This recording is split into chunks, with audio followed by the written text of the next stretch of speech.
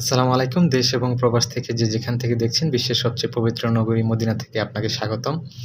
আমি আসলে মূলত হাউসকিপিং ডিপার্টমেন্টে কাজ করি একটি 5 স্টার হোটেলে। তো হাউসকিপিং ডিপার্টমেন্টের যে হাউসকিপিং শব্দটা সেটার সাথে কাজের যেই সম্পর্ক রয়েছে, হাউসকিপিং মানে কিপ দ্য হাউস ক্লিন। আপনি একটা হাউস বা বিল্ডিং ক্লিন রাখবেন। তো আমাদের হাউসকিপিং ডিপার্টমেন্টের কাজ হচ্ছে কিপ দ্য হাউস ক্লিন।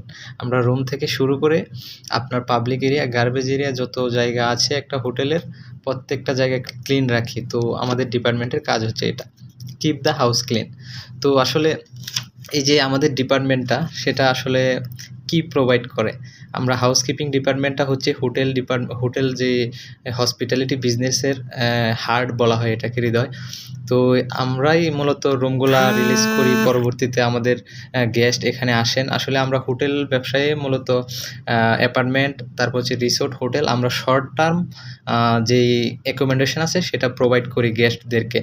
তো ভ্যাকেশনে অনেকে আসেন, আমরা তো মক্কা মদিনায় কাজ করি, মদিনাতে উমরাতে আসেন মানুষ। তো শর্ট টাইম অ্যাকোমোডেশন আমরা প্রোভাইড করি। সেখানে একটা রুমের যত ক্লিননেসের কাজ আছে, বেড মেকিং, ওয়াশরুম ক্লিনিং এইসব আমরা করে থাকি। তো এগুলো অনেকটা প্রসেসের মাধ্যমে এই কাজটা কমপ্লিট হয়। তো এগুলো জানার বিষয়। আসলে যারা না করেছে তারা জানবে না। শিখার বিষয়।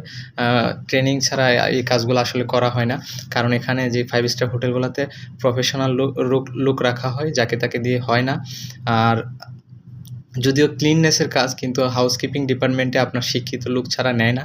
কারণ এখানে গেস্ট হ্যান্ডেলিংয়ের একটা বিষয় থাকে। আপনার বিভিন্ন দেশের গেস্ট আসে, ইন্টারন্যাশনাল গেস্ট আসে। তো তাদের সাথে আপনার ইংলিশে কথাবার্তা বলতে হয়। তাদের স্যাটিসফাইড করার জন্য যতটুকু প্রয়োজনীয়তা, কমিউনিকেশন স্কিল দরকার সে ততটুকু থাকতে হয়। তো হাউসকিপিং ডিপার্টমেন্টটা খুবই সুন্দর এবং আউটস্ট্যান্ডিং একটা ডিপার্টমেন্ট। এখানে কাজ করার অভিজ্ঞতা খুবই দারুণ আমার। তো আসলে কাজটা খুবই সুন্দর এবং সাস্টেনেবল কাজ আমার মনে হয়। কারণ হাউসকিপিং ডিপার্টমেন্টে আপনি যদি একবার প্রবেশ করেন, তাহলে আপনার বর্তমান পৃথিবীতে তো সারা পৃথিবীতেই প্রত্যেকটা জেলা শহর থেকে শুরু করে প্রত্যেকটা শহরেই আপনার এখন শর্ট টাইম অ্যাকোমোডেশন প্রোভাইড করে হোটেলগুলা। তো মানুষ তো এখন আর টাকা পয়সার দিকে তাকায় না। ঘর থেকে বের হলেই হোটেলেই উঠে। তো হোটেলগুলাও দারুণ সার্ভিস প্রোভাইড করে গেস্টদেরকে। এখন তো বর্তমান সারা পৃথিবীতে রিসোর্ট আছে, তারপর হোটেল আছে, বড় ইন্টারন্যাশনাল ব্র্যান্ডেড হোটেল আছে। আর এগুলাতে পার নাইটে প্রচুর খরচও তাদের বহন করতে হয় গেস্টদেরকে। তো আসলে যারা টাকা পয়সা আছে তারা ভালো দামি 5 স্টার হোটেলে উঠে। সেখানে যারা কাজ করে তারাও ভালো ইনকাম করে। তো আসলে এই হাউসকিপিং ডিপার্টমেন্টটা দারুণ। তো আমি কাজ করি হাউসকিপিং ডিপার্টমেন্টে। আমার ইচ্ছা আছে যে হাউসকিপিং ডিপার্টমেন্ট নিয়ে আলোচনা করব ফেসবুকে। আমি যারা নতুন আছে তারা যেন আমার মাধ্যমে কিছু শিখতে পারে, আমার অভিজ্ঞতাটা আমি শেয়ার করব।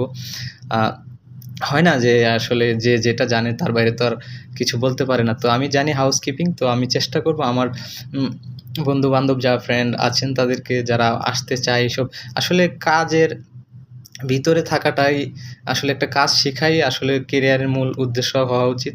কারণ কাজ না জানলে আপনি কি করবেন? এক জায়গায় অনেকেই প্রবাসে আসে, নক করে, "ভাইয়া কাজ হবে কিনা?" আমি নিজেও অন্যদেরকে নক করতাম, "ভাইয়া কাজ হবে কিনা?" তখন কাজ জানতাম না। তো আসলে কাজ না জানলে আপনার কাজ করা যায় না।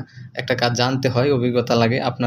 যদি আপনি শিক্ষিত হন, কমিউনিকেশন স্কিল থাকে, কথাবার্তা সুন্দর হয়, আপনি যদি সৎ হন, পরিশ্রমী হন, তাহলে আসলে যেকোনো কাজই আপনার দ্বারা শিখা সম্ভব। তো আলহামদুলিল্লাহ ৩ বছর যাবৎ হাউসকিপিং ডিপার্টমেন্টে কাজ করছি। তো সেই অভিজ্ঞতা থেকে আপনাদের সামনে আলোচনা করব ইনশাআল্লাহ।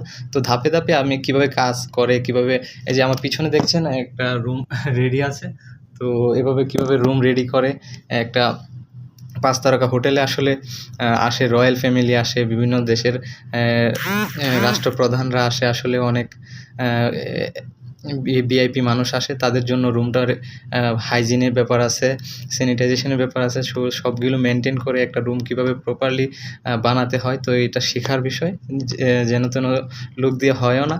তো আশা করি আমার ইচ্ছা আছে আপনাদের মধ্যে এইসব বিষয় নিয়ে আলোচনা করব ধাপে আমি প্র্যাকটিক্যালিও দেখাবো ইনশাআল্লাহ। তো সবাই দোয়া করবেন, ভালো থাকবেন। আসসালামু আলাইকুম।